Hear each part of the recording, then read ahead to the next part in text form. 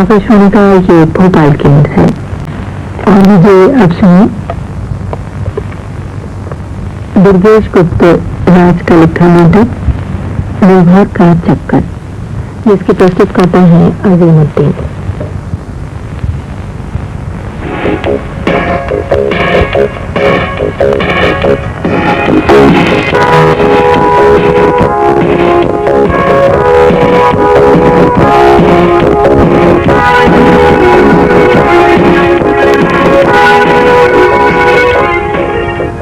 अजी सुनते हो? देखो आज भी शादी के 3 कार्ड आए हैं। क्या 3 शादियों के कार्ड? हाँ 3 कार्ड। ये देखो। तुम सभी कार्ड एक ही जगह संभाल कर रखती जा रही हो ना? हाँ ये रहे बाकी के सब कार्ड। क्यों जी, तुम अभी कोई काम नहीं कर रहे ना? क्यों ना इन कार्डों को ही देख लो, कहाँ कैसा व्यवहार चुकाना है। हाँ, लाओ मुझे सब कार्ड दे दो। देखो तो किसके यहाँ क्या क्या देना है, कहाँ जाना है। हाँ ये लो सब कार्ड, जरा गिनकर तो देखो कितनी है।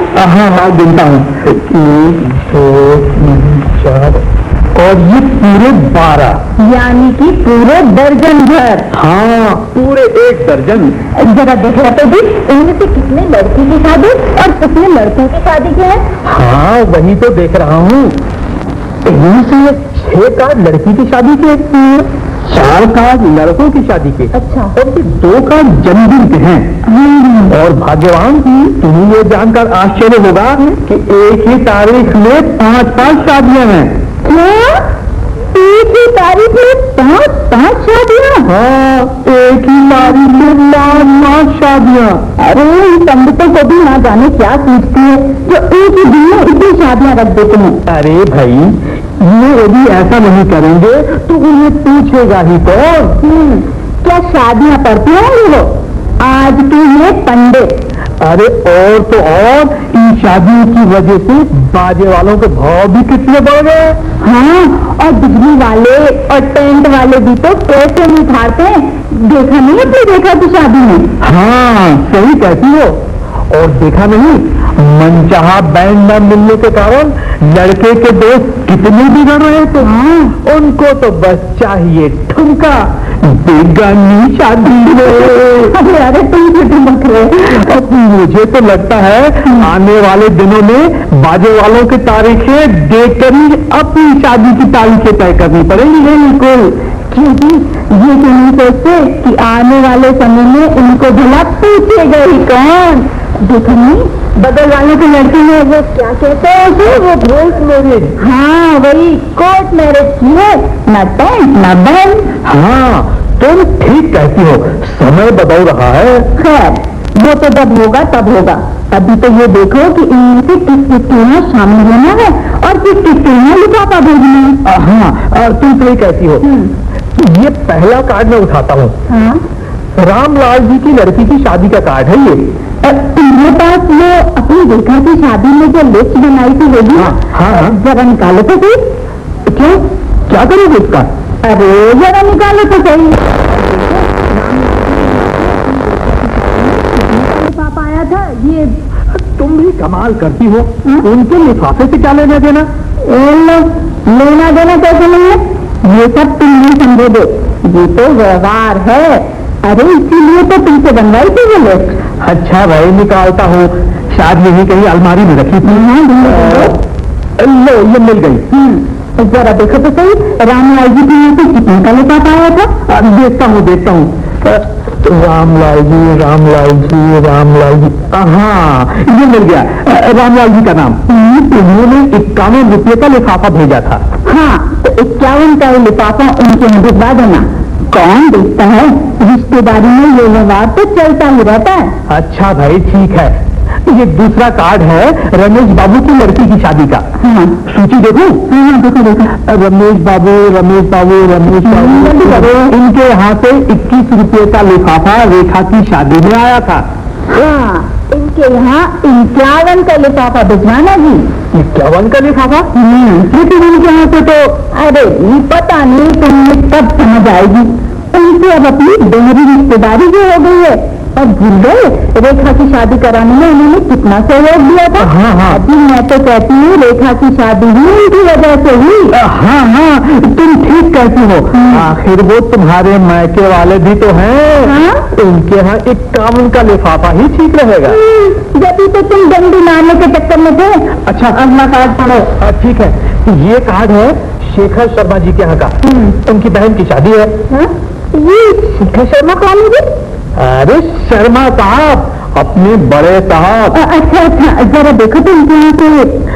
जहाँ तक मुझे याद है उनके यहाँ से कुछ भी नहीं आया था। तो फिर क्या, उनकी बहन की शादी है, कुछ न कुछ तो देना पड़ेगा ना। मतलब मेरा मतलब था हमारे साहब हैं, कम से कम 101 से क्या कम देना पड़ेगा?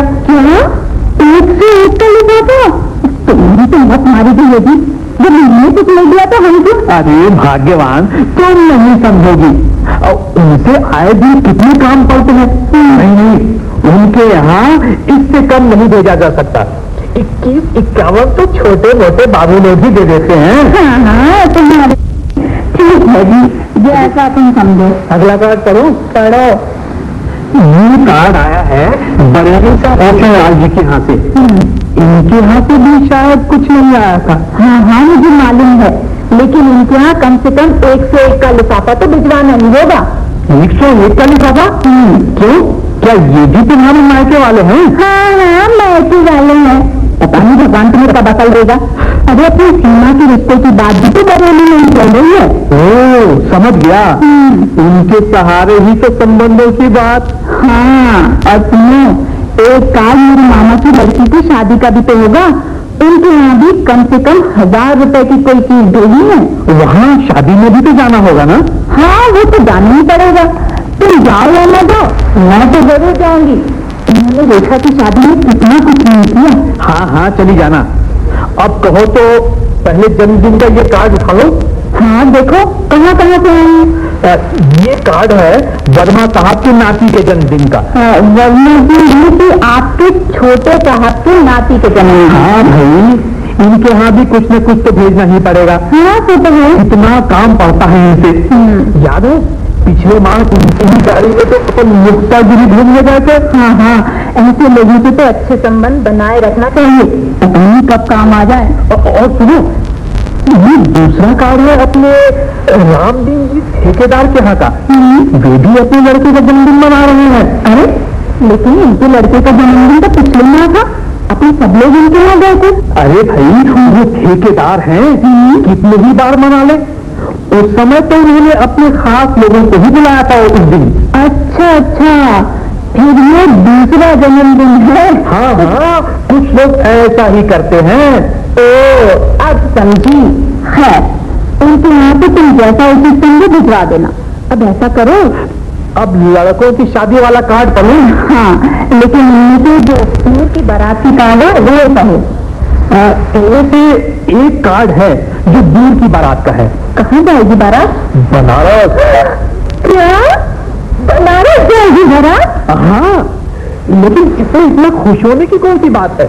जरूर कोई गड़बड़ है। खुशी की बात नहीं है, बारात बनारस जा रही है। तुम गंगा स्नान करोगे और लड़के वाले ने चाहा तो इलाहाबाद में सभी को त्रिवेणी में स्नान करवा देंगे। मामला गंभीर है, असली बात अभी जुबान पर नहीं आ रही है। बहुत ही अच्छी जगह है ना जी बनारस। हाँ, वो तो होगी ही। शिव जी का सबसे प्रिय स्थान जो है। हाँ हाँ, मैं वही तो कह रही हूँ। वहाँ दो ही चीजें तो मशहूर है, एक शिव जी का मंदिर और दूसरी बनारसी साड़ियाँ। बड़े ही भाग्यवान होते हैं वो जो बनारस जाते हैं। सुनो जी, एक बात कहूँ? हाँ हाँ, कहो ना, क्या कहना चाहती हो? वो ऐसा करो ना हो तो बनारस से मेरे लिए एक अच्छी सी साड़ी ले आना। क्यों नहीं, वो तो मैं पहले ही समझ गया था। बनारस के बारे में तुम्हारी इतनी प्रसन्नता देखते हुए। क्या कहा? मेरी प्रसन्नता को देखते हुए? रहने दो, नहीं चाहिए मुझे तुम्हारी कोई साड़ी वाड़ी। अरे भाग्यवान, नाराज क्यों होती हो? मैंने ऐसा क्या कह दिया? रहने दो, मैं समझती हूँ क्या तुम्हारे इन रहने वालों को? व्यंग्यबाण? हाँ व्यंग्यबाण। मुझे क्या मालूम था मेरे द्वारा एक साड़ी की कहते ही तुम ऐसा कहोगे। हे भगवान, कैसे समय आ गया। अपनी पूरी जिंदगी घर के लिए नशावत कर दी और जब एक बनारस की साड़ी लाने की बात कही तो कहते हैं। अरे बाबा, अब गुस्सा शांत भी करो। नहीं, अब तुम्हें बनारस जाने की कोई जरूरत नहीं है। वहाँ बारात में जीतू चला जाएगा। ये लो। अरे बाबा, कह तो रहा हूँ, माफ कर दो। तुम्हारे लिए एक क्या दो साड़ी ले आऊंगा बनारस से। अब तो खुश हो जाओ। क्या खुश हो जाओ, तुम बात ही ऐसी कर देते हो। देखो किसका फोन आ गया। हेलो, हाँ रामलाल ही बोल रहा हूँ। अरे तुमने सुना रामलाल? क्या? अरे महेश के लड़के ने कोर्ट मैरिज कर ली। अरे भाई, कौन महेश का लड़का? अरे वही जिसकी बारात बनारस जाने वाली थी परसों। क्या? यानी कि अपनी बनारस की बारात, गंगा स्नान और बनारसी साड़ी का प्लान सब फेल हो गया। हाँ, सब चौपट हो गया। ठीक है, रखता हूँ, शाम को मिलेंगे। अच्छा भाई।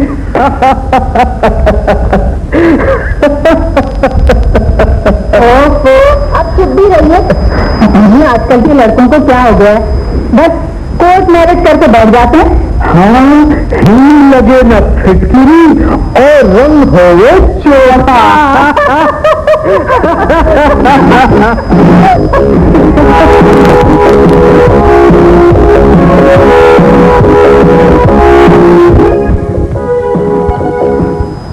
व्यवहार का चक्कर, का अध्यापन सुनी, जिसके लेखक थे दुर्गेश गुप्त, और प्रस्तुत करता है अजय सिंह। भाग लेने वाले कलाकार थे श्रीवास्तव, मीना सिद्धू और मनोज सिंह।